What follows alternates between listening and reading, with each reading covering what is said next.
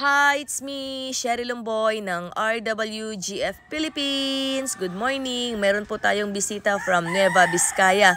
Ayan po si Sir at si Madam. Ayan, kani-kanina lang po tumawag sila sa akin at tinanong po pag okay po yung kanilang order na pullets. Ayan, nung pagkasabi ko po na okay po, ayan, bumiyahe po sila agad from Nueva Vizcaya to Pangasinan. Nasa 5 oras din po yung biyahe. Depende na lang po kung sino po yung nagda-drive.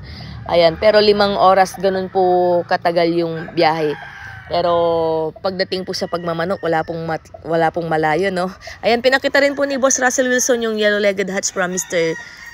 Joe Sanford. At ito naman po yung sumunod na ipinakita from Mr. Larry Romero Albany naman. Direct yan from Green Jeans Farm. Ayan, so maraming salamat po sa inyong tiwala, Sir and Madam. Ayan, sana po maparami ninyo yung inyong nakuhang materyales dito sa amin.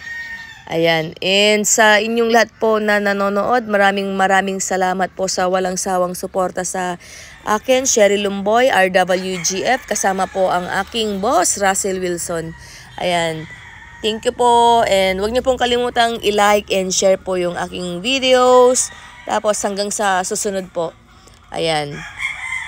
Bye-bye po and God bless. Ingat po.